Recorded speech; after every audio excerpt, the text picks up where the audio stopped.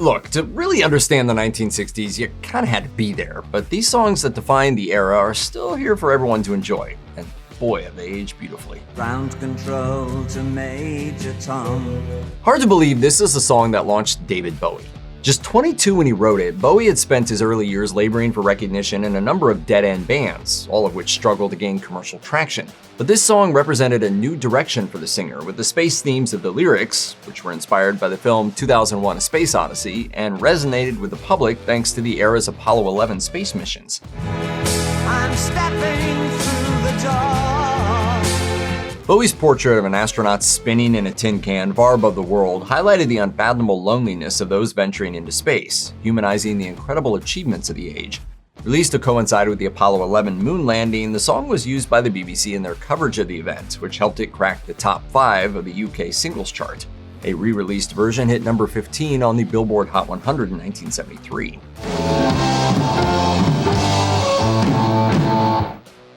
The John Lennon penned opener from Abbey Road, Come Together, may be the coolest song the Fab Four ever recorded. Come together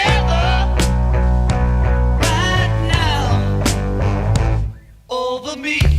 There's a couple reasons for that. First, apparently influenced by a slogan used by LSD advocate Timothy Leary and debatedly having a sexual subtext, the song is propelled by a catchy bass groove that hooks the listener into Lennon's typically absurdist lyrics before the song's swaggering chorus. The second part is thanks to one Chuck Berry. He thought it sounded awfully like a couple of his songs. You know why?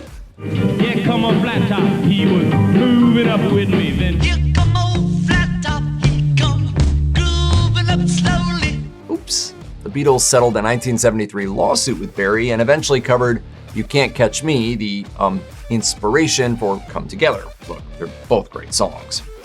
The Stones' album Let It Bleed was released in November, just a few months after Brian Jones's death, and was received with mixed feelings by the band's listenership at the time due to its disturbing lyrical content, though it's now counted among the Stones' classic releases. The highlight is Gimme Shelter, a doom-laden, soul-infused rocker that sounds as Stonesy as possible, while also being utterly unlike anything else in the band's catalog. It's just a shot away. It's just a shot away. Whoa. With anxious elliptic lyrics and a soaring backing vocal provided by singer Mary Clayton, it's still adrenaline-inducing stuff today. Clayton's story associated with the song is well known, but worth repeating. Clayton was pregnant and in bed when she received the call to head down to a studio to sing on Gimme Shelter. The raw performance is certainly what made the song what it is today. She unfortunately miscarried later in the day. The anger of the youth in the 1960s was fueled by several big issues, including the civil rights movement, intergenerational strife, and of course the Vietnam War.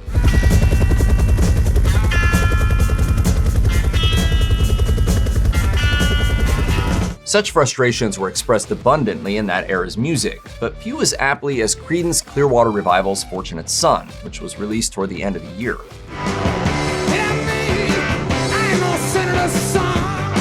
A short, fiery screed delivered by the band's principal lyricist, John Fogerty, the song criticizes the privileged few who use their wealth and influence to get their children out of being drafted into the brutal war. But the song also speaks to wider issues of wealth inequality. Fogerty once explained, "The song speaks more to the unfairness of class than war itself. It's the old saying about rich men making war and poor men having to fight them." His anger still reverberates, and as the hundreds of millions of views garnered by the song's new 2018 music video attests, it continues to find a dedicated audience. The Guess Who was one of Canada's hardest working rock outfits, a Winnipeg institution that went on to have a string of international hits and made the band members heroes in their home country. American woman, stay away from me. The band had plied its trade throughout the 1960s, but 1969 was its pivotal year when back-to-back studio albums saw them repeatedly crack the Billboard Hot 100 with a number of eclectic, well-written singles that now stand out among the finest rock releases of the period. Out of all of their tracks that helped define the hippie decade, one of the coolest of them was Undun. She's lost the sun, she's come undone. The track performed worse than the others the band released in 1969, failing to crack the top 20 in either market. However, listen to it now, and it sums up everything that was appealing about the music of the decade, with the band's growing jazz influences on full display.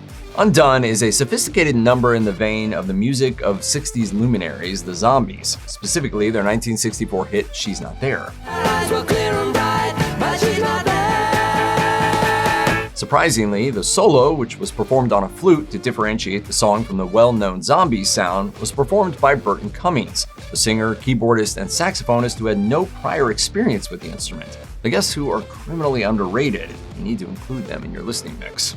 These days, the Stooges are hailed as one of the most influential bands of their generation, with a raw sound that subverted much of what was being released at the end of the 1960s.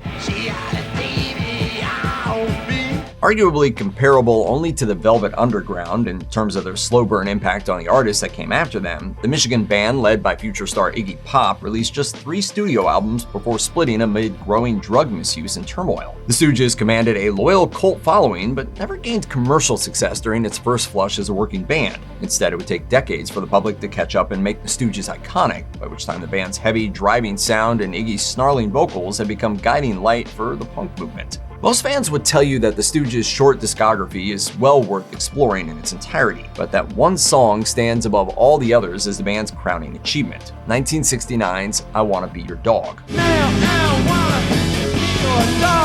Built around a grinding 3-chord descending riff and Iggy's submissive, self-flagellating lyricism, the song was the antithesis of much of the music that had emerged over the previous decade, a distorted proto-punk downer that heralded the more nihilistic tone many artists would strike in the 1970s.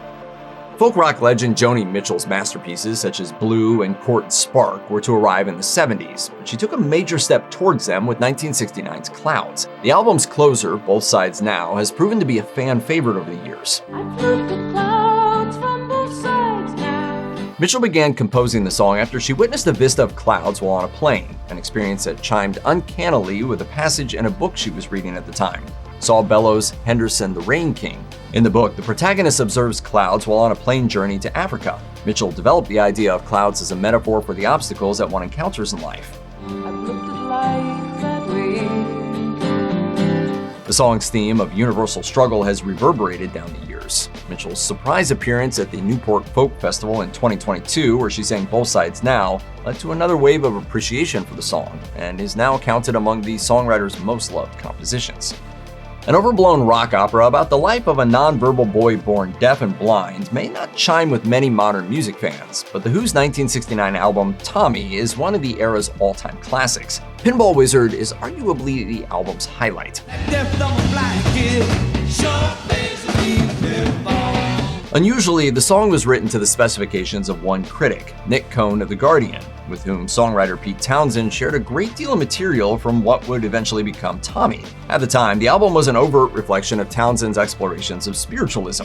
But Cohn, with whom Townsend would often play pinball, prompted Townsend to incorporate the pinball theme, making what would be Tommy's spiritual journey more digestible to listeners at the time. It still sounds fresh and urgent, and while the lyrics may seem unfashionably direct today, it's one of the defining songs in the Who's discography, much to Townsend's chagrin. The Velvet Underground is arguably most famous for its debut album The Velvet Underground and Nico, which was said to have been the inspiration for a raft of alternative bands after its release in 1967.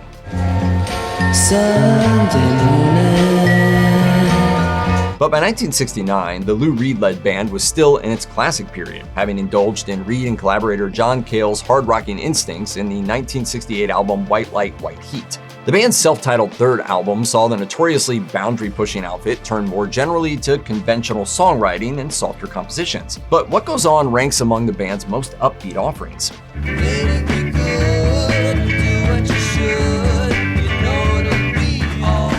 Held together by Reed's relentless rhythm guitar playing, the song showcases the songwriter's exceptional ability to derive poetic effects from the most simplistic lyricism. The words on the page don't do justice to the effects of the song, which chugs along, managing to be tense and melodic at the same time. Carlos Santana's virtuoso band had made a reputation for itself in the late 1960s as one of the era's greatest jam bands, and the end of the decade saw 2 foundational releases that would see it become a legend. The first was Santana's self-titled debut album, on which the band would fuse Latin rhythms with rock music of the day, creating a broad, expansive soundscape that allowed for post-psychedelic sonic exploration. The other was Woodstock, music from the original soundtrack and more, which chronicled the more notable performances from the mythic Woodstock Festival in August 1969. Soul Sacrifice, a high-tempo masterpiece that showcased Santana's generous use of percussion and call-and-response instrumentation, featured on both.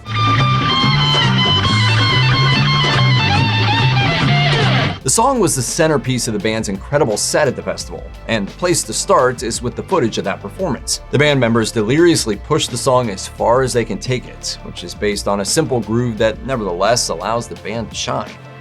It's been said that Led Zeppelin was to the 1970s what the Beatles were to the 1960s, a seismic British band that conquered the world of rock music and changed it forever.